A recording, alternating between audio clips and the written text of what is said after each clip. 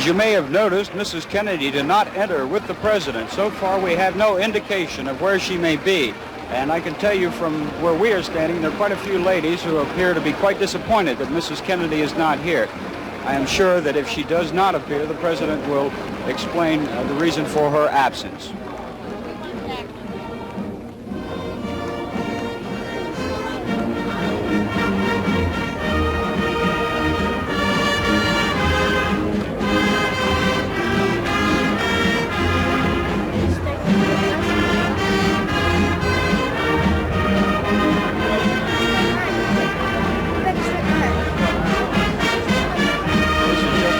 But we think perhaps the president was delayed. He may have changed his suit coat when he entered the building from the parking lot appearance across the street. He was quite damp from the rain. He was the only member of the official party that did not wear a raincoat. But as he walked by me here, I noticed that his coat was dry and there were no rain spots on it, so he may have gone to his suite to change suit coat.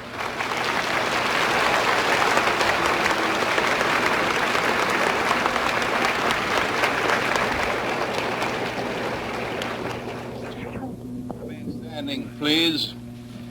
The invocation will be given by Monsignor Vincent J. Wolfe. Monsignor Wolfe.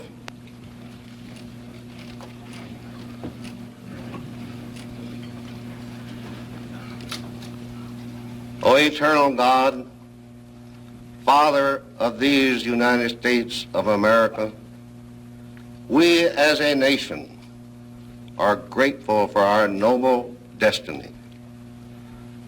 From the day of our initial consecration to Thee, we have relied upon Thine omnipotent providence, and under Thy protection, we are now before the world a beacon of hope, a shrine of liberty and justice for all. Our founding fathers proclaimed Thee Creator, and by that fact, our country promotes for each resident a liberty most absolute and an equality most entire. O God of might and wisdom, with Thy Spirit of counsel and fortitude, assist our President of the United States that his administration will be useful and fruitful for the common good of Thy people over whom he presides. And, O God, may we with him be Thine instruments in establishing the divine harmony throughout the world, so that Thy sons and daughters from one end of the earth to the other may be free to join in the glorious hymn of worship. Glory be to Thee, O God, in the highest, and on earth, peace. Now, O God, the giver of good gifts, we thank Thee for the food which Thou hast given for the nourishment of our bodies, the temples of our souls, made to Thine image and likeness. Amen. Be seated, please.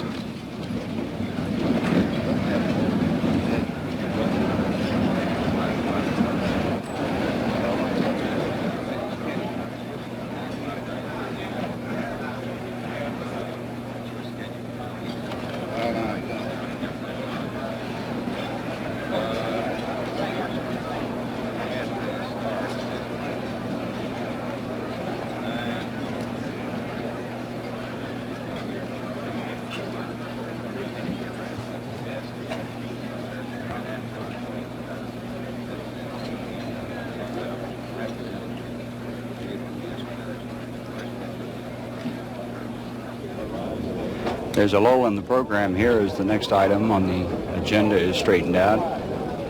We still have no word from Secret Service men or White House aides as to why Mrs. Kennedy is not present at the breakfast. The man who introduced Monsignor Wolf was Raymond Buck, president of the Fort Worth Chamber of Commerce. If everything goes according to schedule, the next item on the program will be a rendition by the Texas Boys Choir.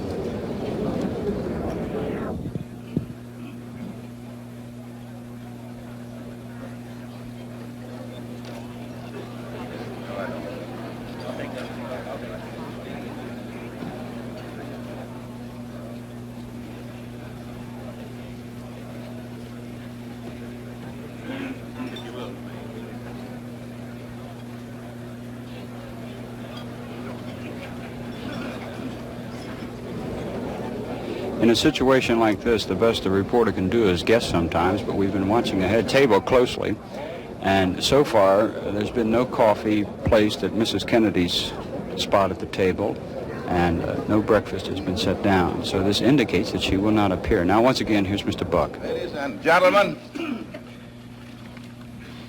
it's wonderful to see you all here this morning, and we now are going to have the pleasure of hearing from Fort Worth's finest, the Texas Boys Choir.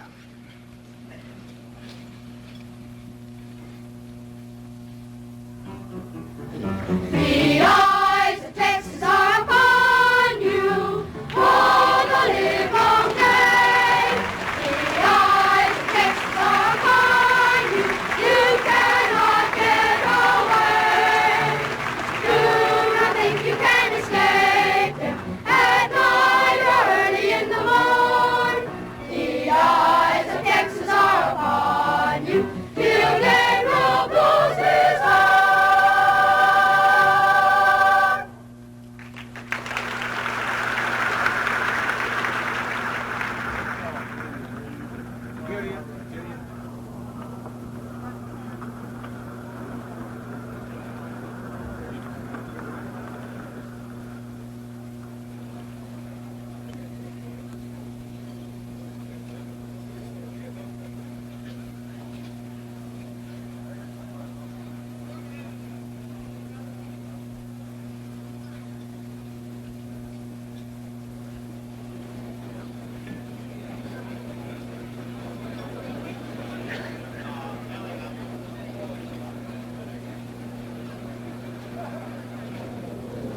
It's strange how in situations like this, a relatively minor character can become so important.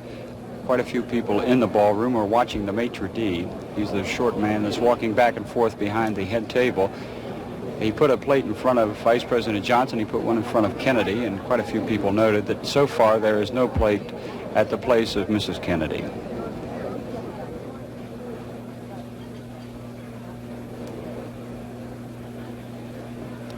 Now he's pouring coffee. As he moves down the line again, he did not stop at Mrs. Kennedy's place.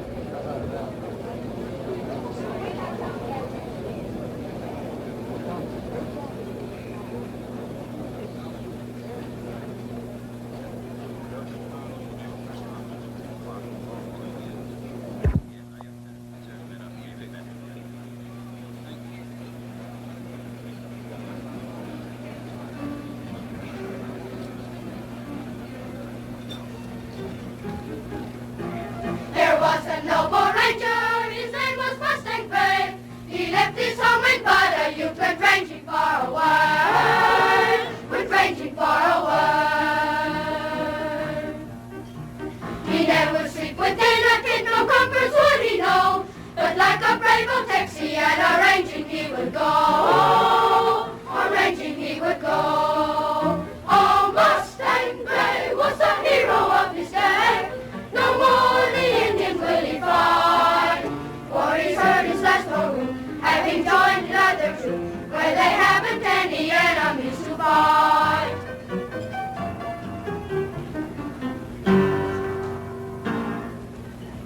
When Texas was invaded, they captured Mustang Bay. He wore the yoke of bondage through the streets of Monterey, the streets of Monterey. return before the light of day, who opened wide the prison door and did him on his way, and did him on his way. Oh, Mustang Gray was the hero of his day, no more the tyrant will he fight, for he's earned his elder rank, and he's ranging in a land where they haven't any enemies to fight.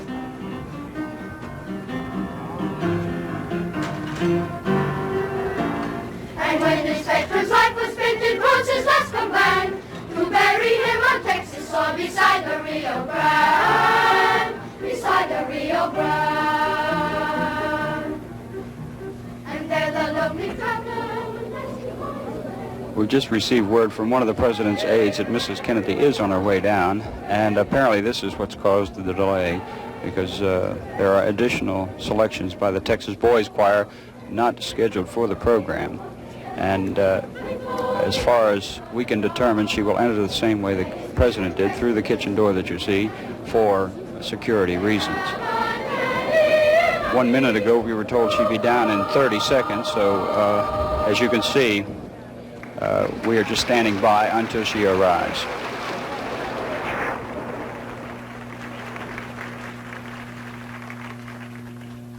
Now, ladies and gentlemen, it is my distinct privilege to introduce or to present to you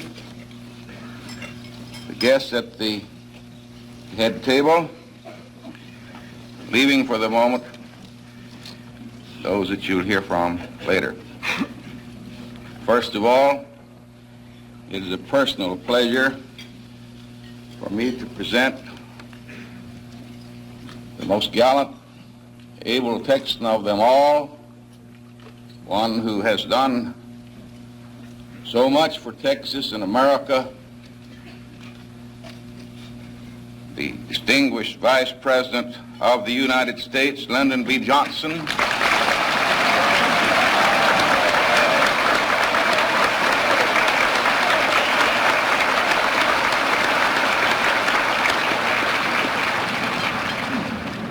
And his lovely wife, companion, Lady Bird.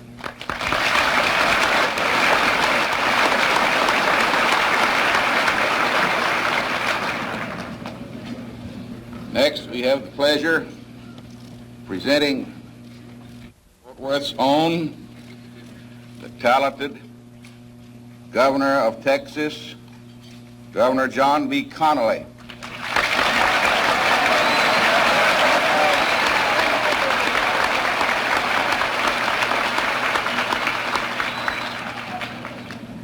And his sweet wife, Nellie.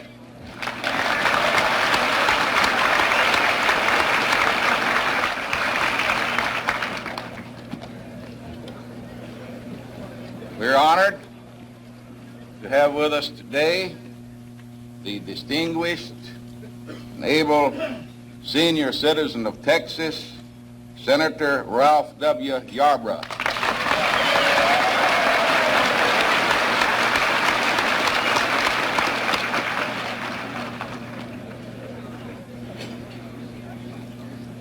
We have had many able congressmen from this district, none of which have ever surpassed in dedication, loyalty, and capability to country and to district the Honorable Jim Wright.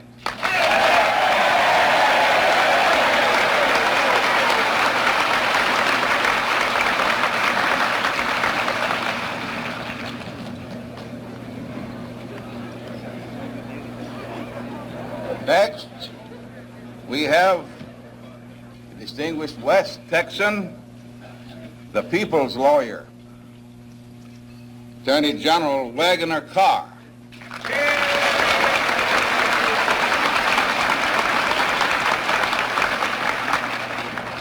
And the attractive Mrs. Carr.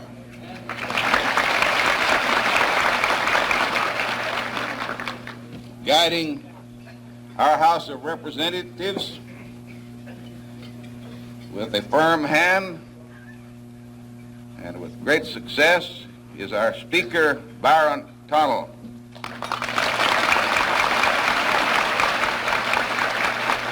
And his wife, Mrs. Tonnell.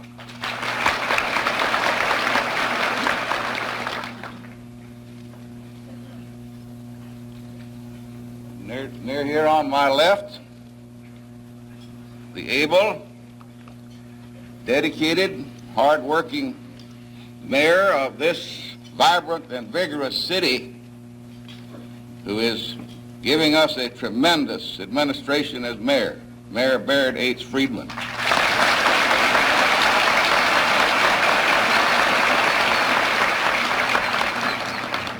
And his wife, Mrs. Friedman.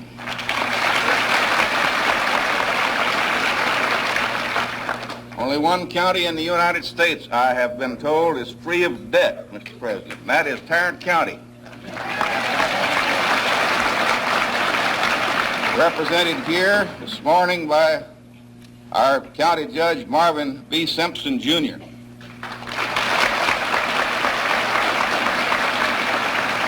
And Mrs. Simpson.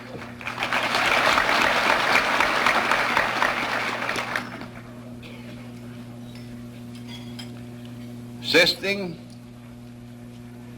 substituting at times for our mayor, we have a very fine mayor pro tem. He's been a leader here in political and business circles for many years, Willard Barr.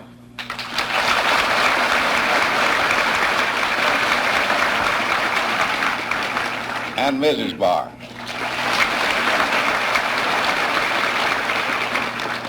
In the state Senate, we are ably and vigorously represented by our Senator Don Kennard.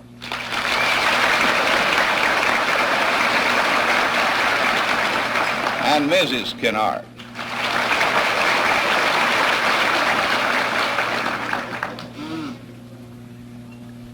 In the Chamber of Commerce,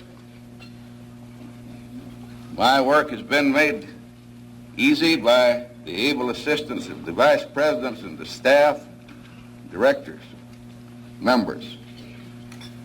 Here this morning it is my pleasure to introduce Mr. Marion L. Hicks, Vice President of the Chamber of Commerce,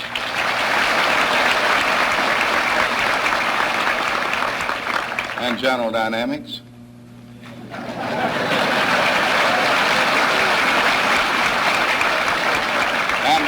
And Mrs. Hicks.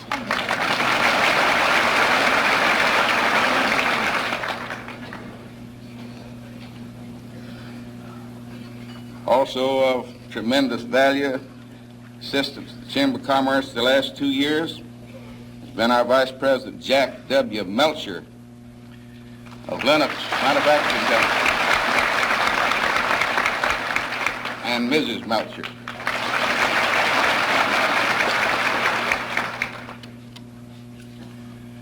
The fellow who really does the hard work at the Chamber of Commerce, and who I believe is, well, he's finally come up to take his seat. He's been out there working. Is our very talented Milton A. Atkinson, Vice President and General Manager. And Mrs. Atkinson.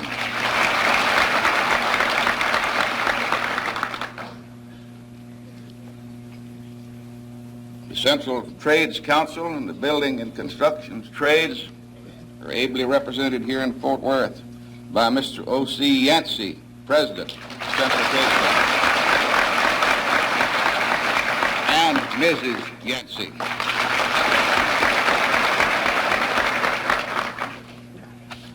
Completes the introductions, except for those who have spoken or will speak later.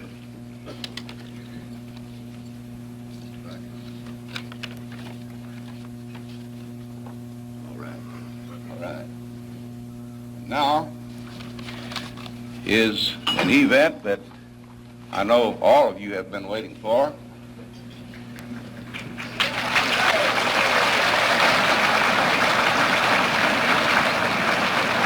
They know what I mean.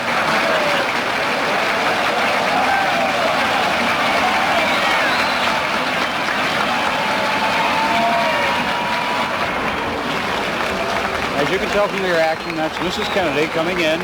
She's been standing outside in the kitchen waiting for the introduction of the guests at the head table to be completed. Now she is moving up to the front of the ballroom, mounting the dais. For the ladies in the audience, she's wearing a pink outfit trimmed in black. If I knew more about it, I'd tell you the kind of material. It looks like a nubby material, wool of some type. And with the chilly weather outside today, this is probably very appropriate.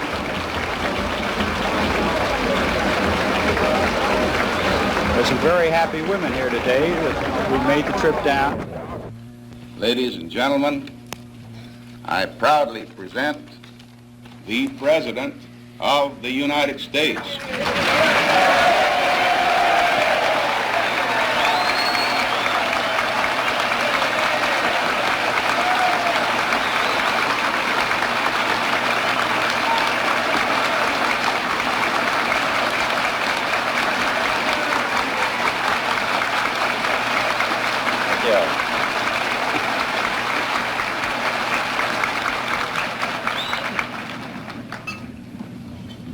I know now why everyone in Texas, Fort Worth, is so thin.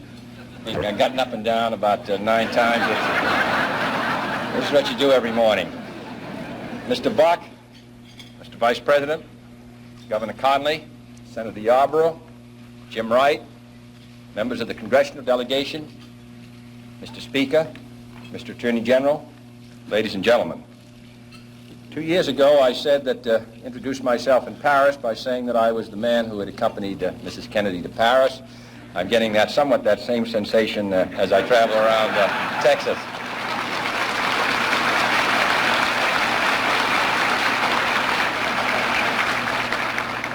Nobody wonders what Lyndon and I wear.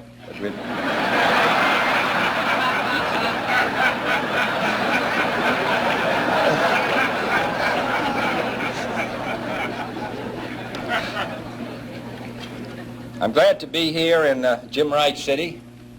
About 35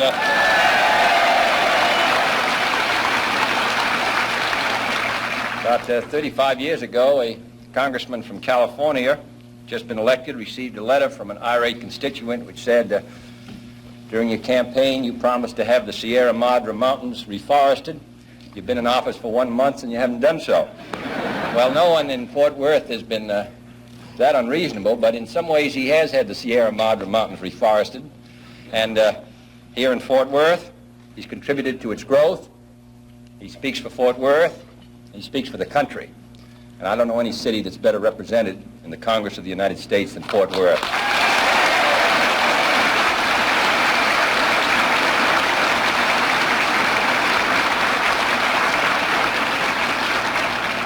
And if there are any Democrats here this morning, I'm sure you won't hold that against them.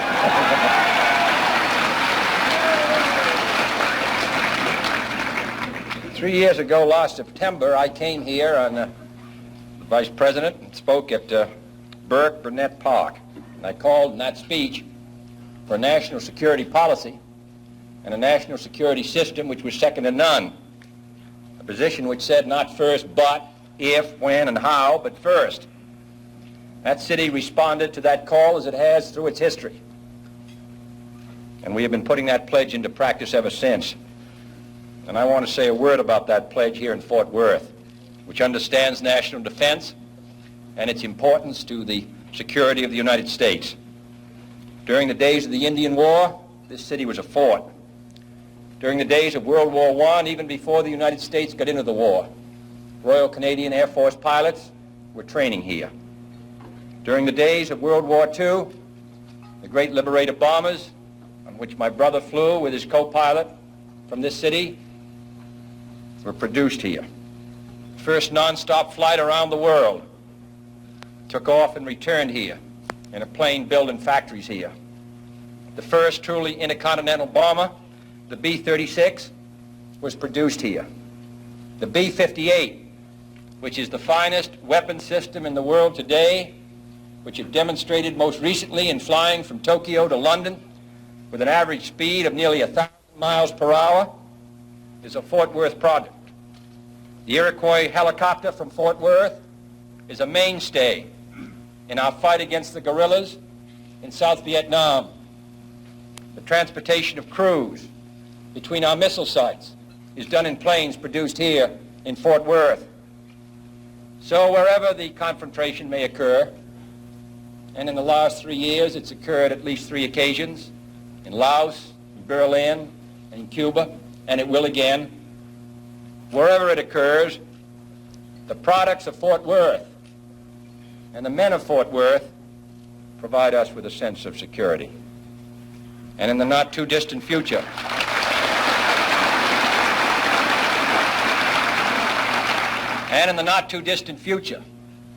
a new Fort Worth product. And I'm glad that there was a table separating Mr. Hicks and myself, a new Fort Worth product.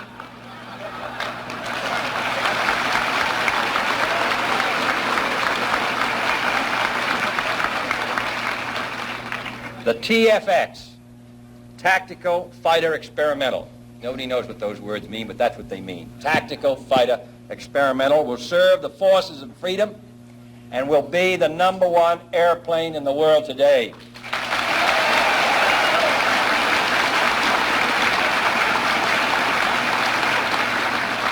There's been a good deal of discussion of the long and hard-fought competition to win the TFX contract, but very little discussion about what this plane will do. It will be the first operational aircraft ever produced that can literally spread its wings through the air. It will thus give us a single plane capable of carrying out missions of speed as well as distance, able to fly very far in one form or very fast in another. It can take off from rugged, short airstrips, enormously increasing the Air Force's ability to participate in limited wars. The same basic plane will serve the Navy's carriers, saving the taxpayers at least $1 billion in cost if they built separate planes for the Navy and the Air Force. The government of Australia, by purchasing $125 million of TFX planes before they are even off the drawing boards, has already testified to the merit of this plane, and at the same time, it's confident in the ability of Fort Worth to meet its schedule.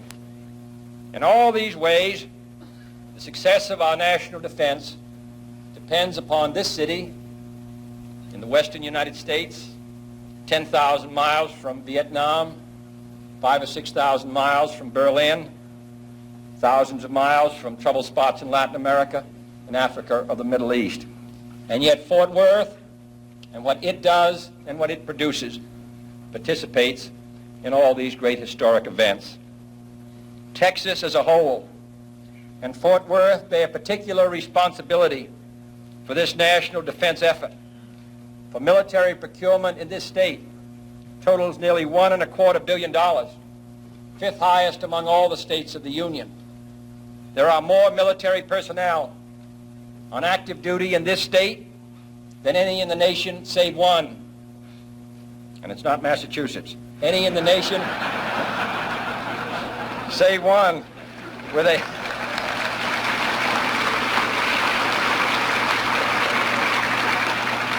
a combined military-civilian defense payroll of well over $1 billion. I don't recite these for any partisan purpose. They're the result of American determination to be second to none. And as a result of the effort which this country has made in the last 3 years, we are second to none.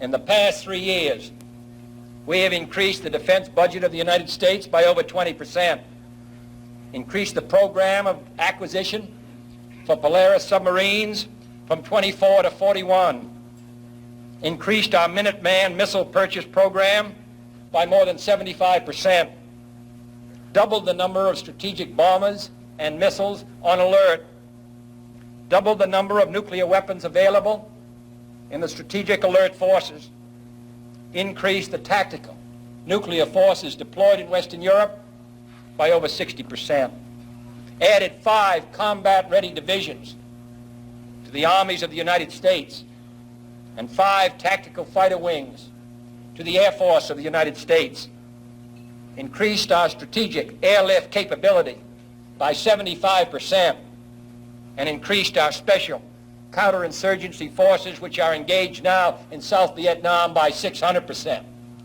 I hope those who want a strong America and place it on some signs will also place those figures next to it.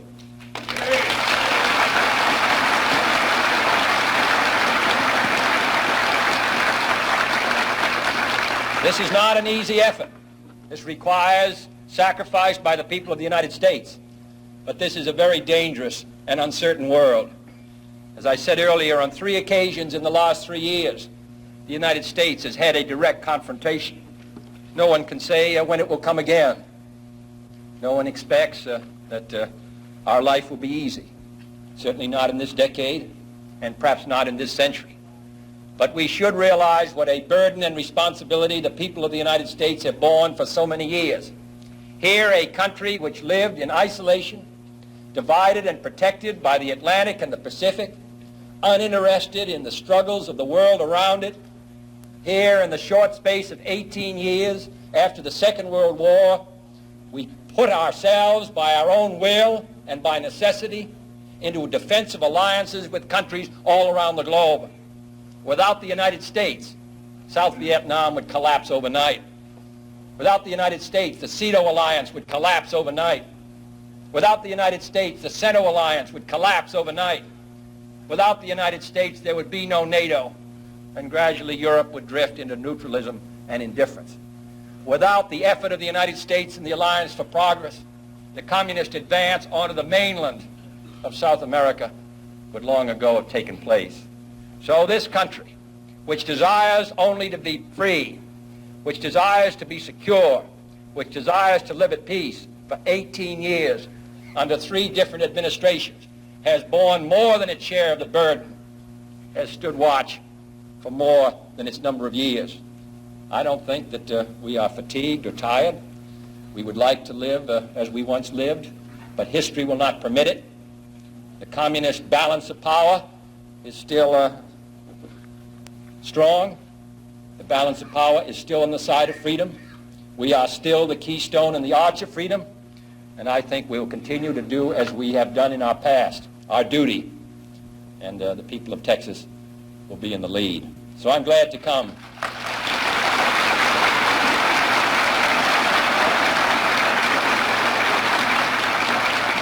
I'm glad to come to this state which has played such a significant role in so many efforts in this century, and to say that here in Fort Worth, you people will be playing a major role in the maintenance of the security of the United States for the next 10 years. I'm confident, as I look to the future, that our chances for security, our chances for peace, are better than they've been in the past. And the reason is because we're stronger. And with that strength is a determination to not only maintain the peace, but also the vital interests of the United States. To that great cause, Texas and the United States are committed. Thank you.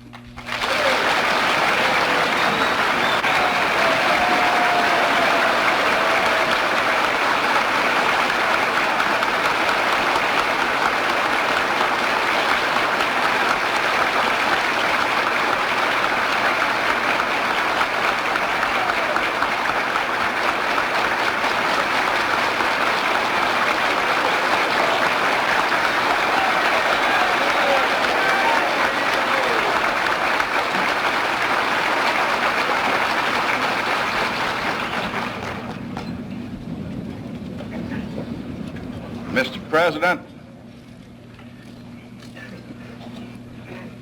your visit with us in Fort Worth today, the things you have said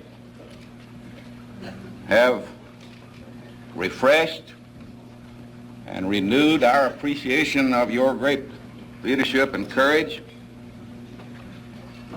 You have brought rain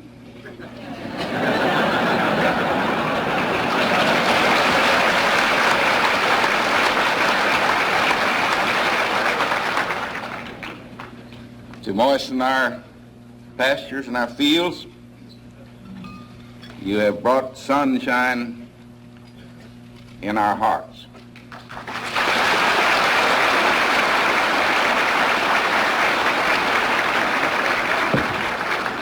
No, we know that you don't wear a hat. We couldn't let you leave Fort Worth without providing you with some protection against the rain.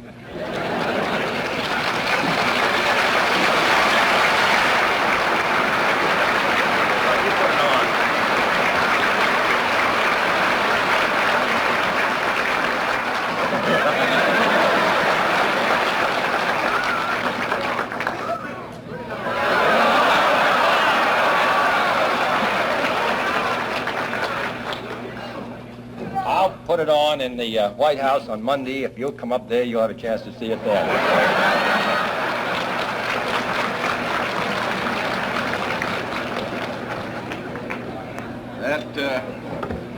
That Texas hat is presented to you by Washer Brothers, one of the oldest men's stores in Texas.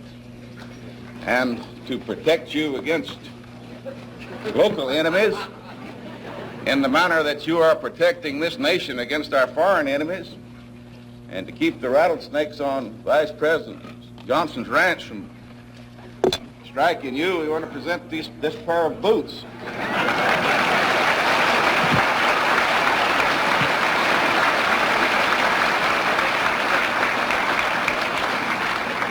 We won't ask you to put them on. Here. Boots are presented by Mr. John Justin, former mayor of Fort Worth, manufacturer of the most walked-about boots in the world.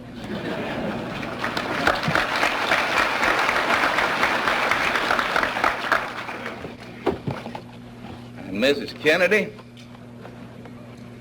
as you ride to the hounds or walk to the rattlesnakes, we want you to have protection too.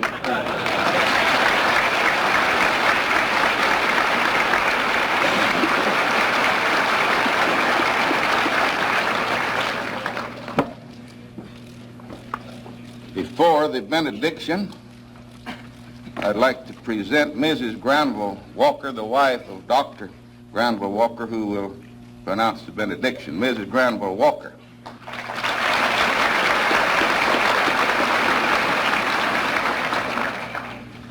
After Dr. Walker gives the benediction, I ask that you please remain seated until the President and Mrs. Kennedy have made their exit. Dr. Granville Walker.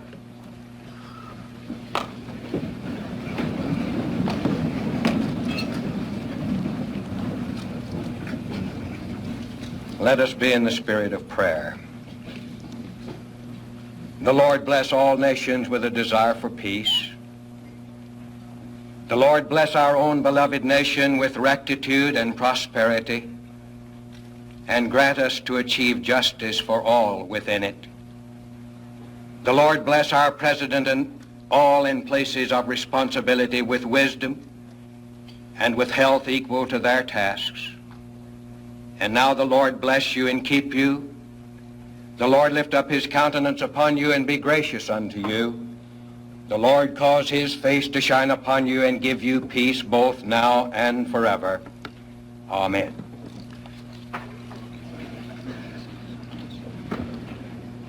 Certainly appreciate it. This has been the presidential breakfast from the Hotel Texas in Fort Worth. Now the presidential party will leave Fort Worth, go to Dallas, where this afternoon he will address a crowd at the Trade Mart.